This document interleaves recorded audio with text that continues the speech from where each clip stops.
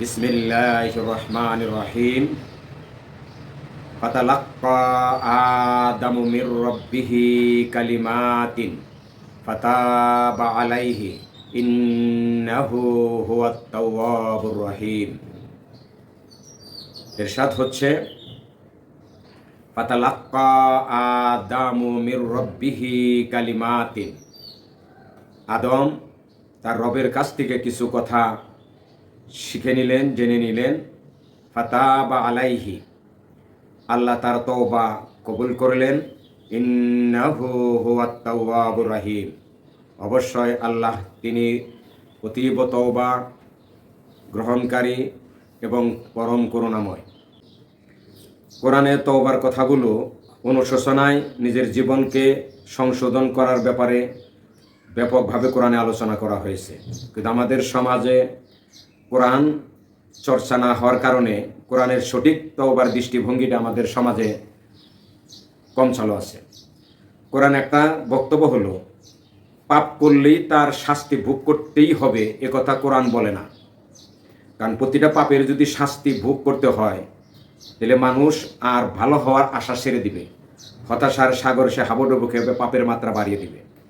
কিন্তু কোরআন বলছে, তুমি যদি ভুল করো, আল্লাহর আইন লঙ্ঘন করো, তুমি তওবা করে যদি নিজেকে সংশোধন করো, রিফর্ম করো, তাহলে আল্লাহ তোমাকে ক্ষমা করে দিবে। এতে করে মানুষ ভালোর পথে আসার প্রেরণা পাবে। এই জন্য আল্লাহ তওবা করার মাধ্যমে তার পাপ ক্ষমা করে দেওয়ার যে কথাগুলো বলা হয়েছে, এ ব্যাপারে কোরআন যা বলছেন আমরা তার কিছু কথা আপনাদের কাছে উপস্থাপন করছি। ওয়া মান ইয়াফআল যালিকা, যারাই এই আদেশ নিষেধ লঙ্ঘন করবে, ইয়ালকা আসামা, সে নিজেকে পাপে জড়িয়ে ফেলবে। ওয়ায়ুদাআফ লাহু আযাবু ইয়াউমাল কিয়ামা, কিয়ামতের দিন তাকে দ্বিগুণ দ্বিগুণ শাস্তি দেওয়া হবে। ওয়ায়ুখলাদ ফীহি মুহানান, তাকে চিরদিন লাঞ্ছিত অবস্থায় জাহান্নামে রাখা হবে। ইল্লা মান তাবা, এই যেখানে বলছেন, তবে যে ব্যক্তি তওবা করলো, ওয়া আমানা, ইমান আনলো, ওয়া আমিলা আমালান সলিহান, আর ভালো কাজ করলো, উলাইকা ইউবাদদিলুল্লাহু সাইয়্যাতি, এদেরকে আল্লাহ খারাপ কাজগুলো হাসানাতিন, ভালোর দ্বারা বদলিয়ে দিবেন। আমাদের সমাজে তওবা করার যে কোরআন সম্মত সিস্টেম চালু নাই, তার কারণ হলো কোরআন না বোঝার কারণ। আমাদের সমাজে একটা মানুষ জীবনে যখন বিছনায় মরার পর থেকে চলে যায়, তখন তাকে হুজুর এনে তাকে তওবা করানোর মাধ্যমে তাকে বলা হয় যে তোমার তওবা করা হয়ে গেছে। আসলে তওবা করতে হবে, যেখানে বলছেন মান তাবা, যে ব্যক্তি তওবা করলো, ও আমানা, তওবার পরে শর্ত দিছে আল্লাহ, ইমানকে ঝালাই করতে হবে। ইমান ঝালাই বলতে কি?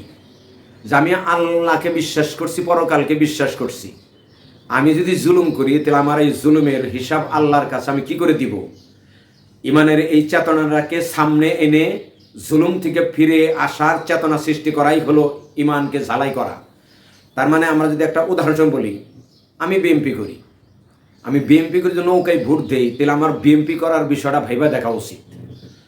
এরকমভাবে তারপর আরেকটা শর্ত হলো ওয়ামিলা আমালান সলিহান, তওবা করার পরে তাকে ভালো কাজ করতে হবে। তাহলে এই কথায় অন্য একটি সূরার মধ্যে এই কথাটা আছে এইভাবে। আমরা যদি সূরা নেসার 17 নম্বর আয়াত দেখি, এখানে আল্লাহ বলছেন এইভাবে, ইন্নামাত তাওবাতু আলাল্লাহি লিল্লাযীনা ইয়া'মালুনাস সুআ বিজাহালাতিন, তওবা তো কেবলমাত্র আল্লাহর কাছে গ্রহণযোগ্য হবে তাদের তওবা যারা অন্যায় করে, বিজাহালাতিন, অজ্ঞাতবশত, না জেনে ভুলবশত, সুম্মা ইয়াতুবুনা মিন কারিবিন, ভুল করার সাথে সাথে কারিবিন, নিকটতর সময় সে তওবা করবে। কিন্তু আমাদের সমাজে জীবন ভরা আকণ্ঠ নিমজ্জিত হইয়া মানুষের হক মারা, জুলুম করা করতে থাকে। মৃত্যুর শয্যায় যখন শায়িত হয়, তখন হুজুর আইনে তওবা করিয়া তাকে জান্নাতের মিথ্যা একটা আশ্বাস দিয়ে দেওয়া হয়। এখানে তো বলছে যে তওবাটা করতে হবে কি?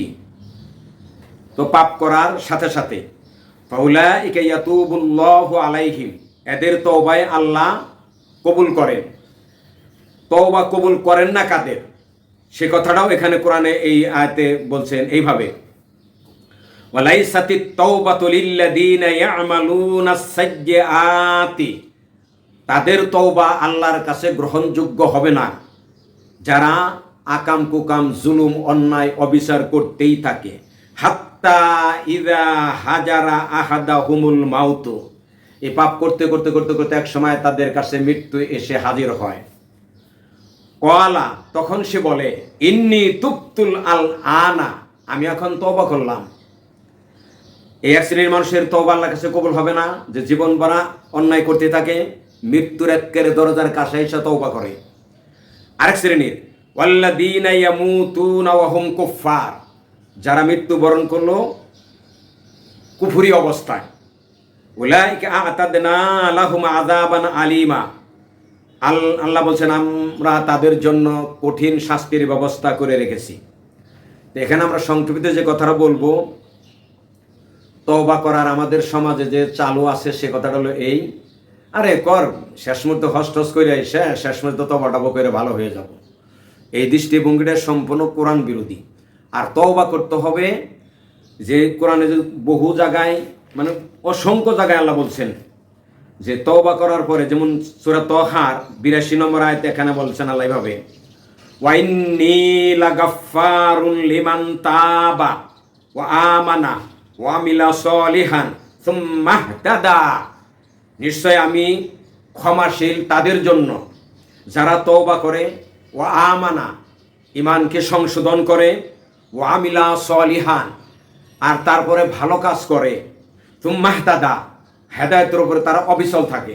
তাহলে তওবা করার পরে শর্ত হলো ঈমান যাচাই করতে হবে, মানে আমি আল্লাহর প্রতি ঈমান আনার পর জুলুম করা আমার দ্বারা সাজে কিনে, ভালো কাজ করতে হবে। কিন্তু এটা মানে যখন বিছনায় পড়ে যায় তখন তওবা করার পরে কিন্তু ভালো কাজ করার কোনো সুযোগ তার হাতে থাকে না।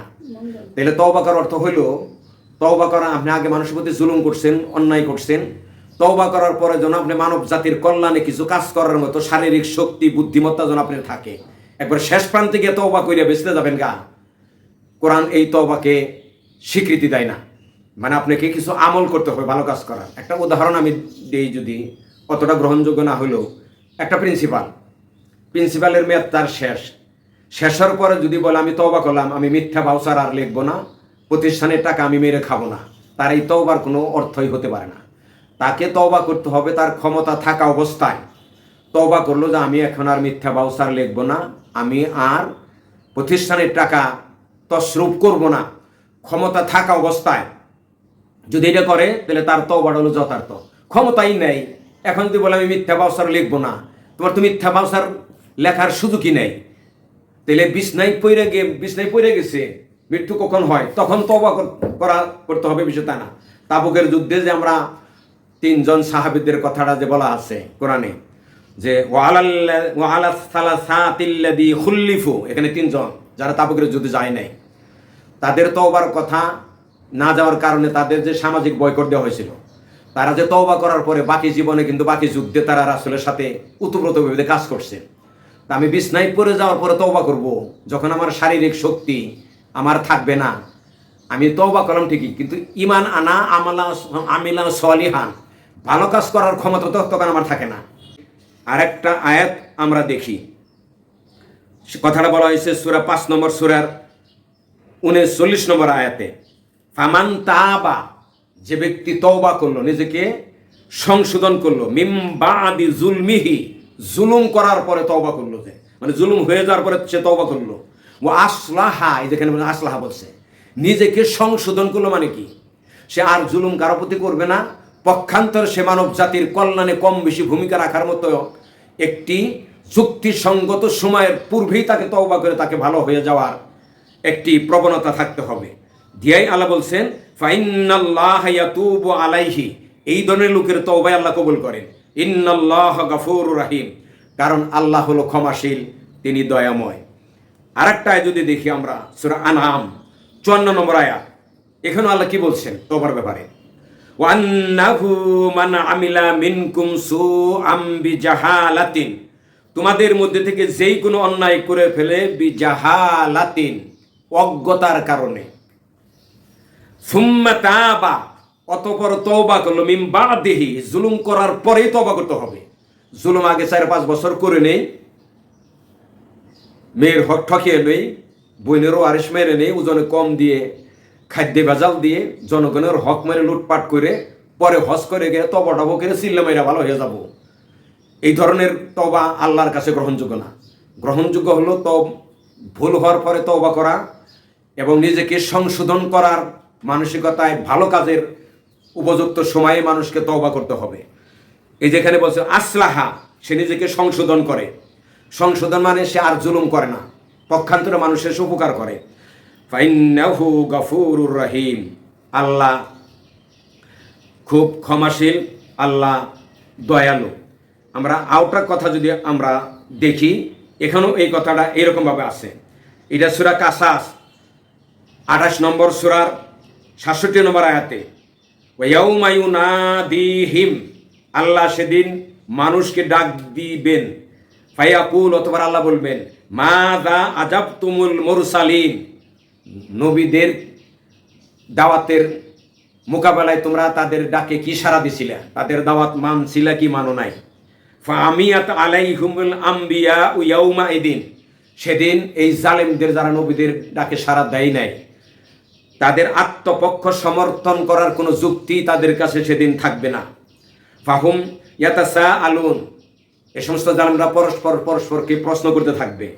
দিয়েই বলা হয়েছে ফাম্মা মান তাবা, তবে যারা নবীর দাওয়াতে সাড়া দেয় নাই একটা পর্যায়ে, কিন্তু তওবা কইরা নবীর ডাকে সাড়া দিয়েছে, ওয়া মানা, ইমানকে সংশোধন করেছে, ওয়া আমিলা সলিহান, বাকি জীবনে সে ভালো কাজ করেছে, ফাসা আইয়াকুনা মিনাল মুফলিহিন, আশা করা যায় তওবা করার পরে ইমান যারা ঝালাই করে, অর্থাৎ নিজেকে সাবধান করে নেয় যে আমি আল্লাহ বিশ্বাসী লোক, আমার দ্বারা জুলুম এইভাবে করা কি করে এটা সম্ভব, এবং ভালো কাজ করে, তারাই হবে সফলকামী ব্যক্তি। আল্লাযীনা ইযা যুক্কিরু বিআয়াতি রাব্বিহিম, ইবাদুর রহমান হলো তারা, তাদেরকে যখন আল্লাহর নিদর্শন দ্বারা, বক্তব্য দ্বারা, আদেশ নিষেধ দ্বারা সতর্ক করে দেওয়া হয়, লাম ইয়াখিরু আলাইহা সুম্মু ওয়া উময়ানান, তারা তারপর অন্ধ এবং বধির হইয়া ভুল পথে টিকা থাকে না। সাবধান করে দেওয়া হলেই যারা সাবধান হয়ে যায়, তারাই হলো তওবার যথার্থ ভূমিকায় থাকে। আমরা এই ব্যাপারে কয়েকটা পর্বে আমরা তওবার ব্যাপারে কোরআনের যত আয়াত আছে, এই আয়াতগুলো আপনাদের কাছে আমরা তুলে ধরবো। আর আপনাদের কাছে আমাদের প্রাণের দাবি, আপনারা কোরআনটা ধীরে ধীরে বুঝে বুঝে পড়ুন। ওয়ারাত্তিলিল কোরআন তার তিলা, আমাদের সমাজে আয়াতটার অনুবাদ অনেকেই ভাবে করে যে কোরআন বিশুদ্ধ করে পড়েন, ভালো কথা, কিন্তু আয়াতটার অর্থ হলো থেমে থেমে ধীরে ধীরে বুঝে বুঝে পড়ুন। আল্লাহর বক্তব্য আসলে আমরা বুঝি, তা জীবনে ভুল হলেই আমরা তওবা করে নিজেকে আমানা ওয়াসলাহা কথার আছে, আমালা আমিলান সলিহান, অর্থাৎ তওবা করার পরে আমরা আমানার কাজটাও করব, আমালান সলিহান কাজটা করব, ওয়াসলাহা সংশোধনের কাজটাও আমরা করব। কোরআনের এই দাবিগুলো মেনেই আমরা যেন আমাদের জীবনকে কোরআনে বর্ণিত তওবার আলোকে সংশোধন করতে পারি। আল্লাহ আমাদেরকে কবুল করুক। শ্রোতৃমণ্ডলীর কাছে আবার কোরআন পড়ে বুঝে পড়া, ধীরে ধীরে বুঝে পড়া, কোরআন যে কাজগুলো করলে জাহান্নামের হুমকি দিছে, আমরা যেন কোরআন থেকে তা পড়ে সেই পাপগুলো থেকে বিরত থাকি। যে কাজগুলো করলে আল্লাহ জান্নাতের ওয়াদা দিছে, সেই কাজগুলো আমরা দাঁত দিয়ে কামড়ে আঁকড়ে ধরি।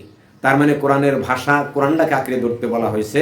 ফাস্তামসিক বিল্লাযী উহিয়া ইলাইকা, নবী তোমার প্রতি যে কোরআন অবতীর্ণ করা হয়েছে তা তুমি মজবুতভাবে আঁকড়ে ধরো, অর্থাৎ কোরআনের বক্তব্য তুমি মেনে চলো। ইন্নাহু লাযিকরুল লাকা ওয়া লিকাওমিকা, অবশ্য এই কোরআন তোমার জন্য, তোমার জাতির জন্য মহান এক স্মারক। ওয়া সাওফা তুসআলুন, কিয়ামতের দিন কোরআনের সম্পর্কেই তোমাদেরকে জিজ্ঞাসা করা হবে। আসুন আমরা ভালো করে কোরআনটা পড়ি। কোরআনের বক্তব্যের আলোকে আমাদের ব্যক্তি জীবন, পারিবারিক, সামাজিক, রাষ্ট্রীয় জীবন পুনর্গঠন করার জন্য কোরআনকে আমাদের জীবনের সাথী বানিয়ে ফেলি। ওয়া আখিরি দাওয়ানা আলহামদুলিল্লাহি রাব্বিল আলামিন। আসসালামু আলাইকুম ওয়া রাহমাতুল্লাহ।